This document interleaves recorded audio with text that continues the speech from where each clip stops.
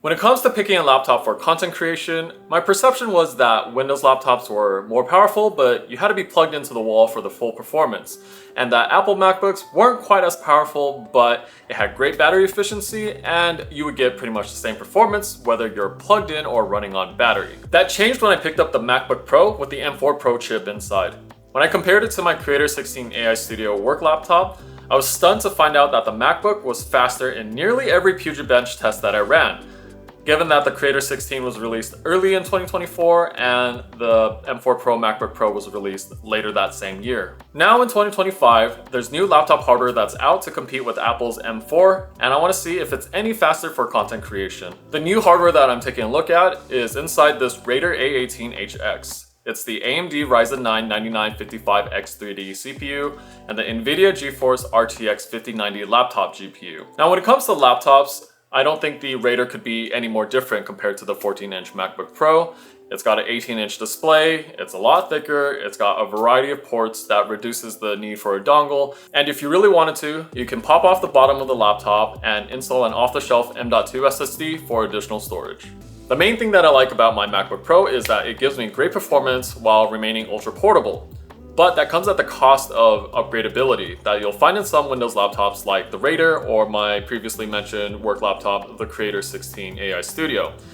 I wish I could just pop open the bottom of my MacBook and just install an off-the-shelf M.2, but that's not possible, and to compromise, I bring around an external Thunderbolt enclosure, and sometimes I'll forget to bring it with me and I won't be able to work on whatever project that I have or be able to dump all the footage onto that drive because my MacBook will quickly run out of storage because it's a 1TB drive. As most people know, when you're upgrading the storage on an Apple MacBook, going from 1TB to 2TB to 4TB all the way up to 8TB, it gets insanely expensive, and I'm not at that point where I can afford something like that. So the compromise is bringing around my Thunderbolt enclosure with an off-the-shelf M.2. But putting that aside for now, how does AMD and NVIDIA's new chips stack up against Apple's M4 Pro in PugetBench? For the most part, the Raider blows past the MacBook in every single test except Photoshop.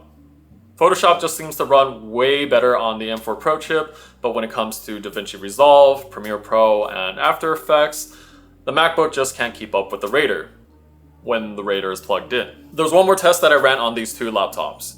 I transcoded a 39-minute 360 video to a 4K ProRes 422 file inside Insta360 Studio. The clip comes from my Insta360 X4 camera, and it's from Build Expo when I decided to walk from B&H all the way back to the Javits Center. I expected the Raider to just blaze through this because it's got a 5090 laptop GPU.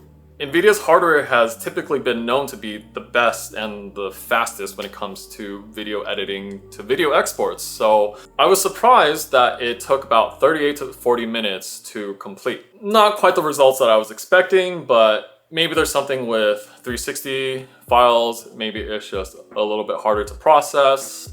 I don't know, so maybe the MacBook would be slower, right? The MacBook did it in half the time, in about 15 minutes, both unplugged and plugged into the wall. On the Raider, I dug through the settings inside Insta360 Studio and found that hardware encoder, decoder, and CUDA acceleration were all checked. I thought maybe it wasn't utilizing the GPU properly, so I unchecked the hardware encoder and decoder and just left CUDA acceleration on, but it took even slower to try and export the file. The only conclusions that I could really think of is that maybe the Insta360 Studio isn't optimized to take full advantage of AMD and NVIDIA's new hardware, or Apple's hardware is just a lot better when it comes to handling Insta360's file formats. There's multiple things that I wish my MacBook did have. Like I said, the M.2 slot where I could just pop in an SSD in for more storage. I wish my MacBook had the numpad, even though I know there's physically not enough space for a numpad to fit on a 14-inch laptop. The 14-inch display is a little bit small, I've come to find.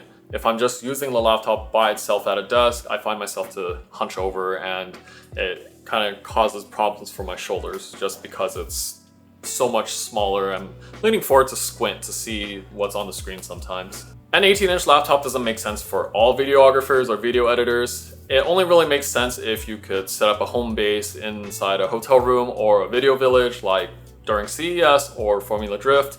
I know Larry Chen and his team, they set up in an office where they have a couple video editors that are just editing away for the entire event, and they have the laptops set up. They don't have to worry about bringing the laptops with them out on the track while they're shooting. So what about the display?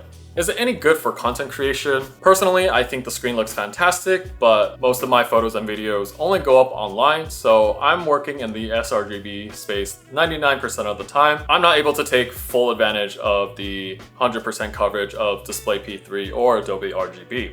Other things about the display is it's a 16:10 aspect ratio, 4K equivalent, so it's a 3840 by 2400 resolution, and it's got a refresh rate of 120 Hz. If the Raider A18 HX laptop sounds great to you, the only thing I would recommend is make sure you have a separate mouse, a more standard traditional mouse, whether it's Bluetooth, USB dongle. Get a separate mouse. I personally think that the trackpad placement on the Raider A18 HX is not that great for two reasons. One is the size of the 18-inch laptop. There's just a lot more space to accommodate for the keyboard plus the trackpad. And two, the full-size numpad. I love the full-size numpad, but because there's so much more space on an 18-inch laptop versus the Creator 16 AI Studio, the 18-inch laptop can accommodate full-size numpad keys, whereas on the Creator 16, you had to compromise and use smaller keys. The trackpad on the Raider A18 HX is centered on the laptop. That's pretty normal, but where my hands sit and rest, it sits right on top of the top right quadrant of the trackpad. While I'm typing, it has pretty good palm rejection. It doesn't register the clicks or any cursor movement with the palm. But as soon as I stop typing and I'm trying to think about what to say next, I might subconsciously lower my right palm, and that pushes down on the trackpad and registers as a click. So that might move the cursor somewhere previously while I'm typing, or it might right click and open up, the right click menu. And that's really annoying. I wish the trackpad was moved a little bit towards left, centered more between the G and H keys. But if you have a separate mouse, you disable the trackpad, you won't run into this issue.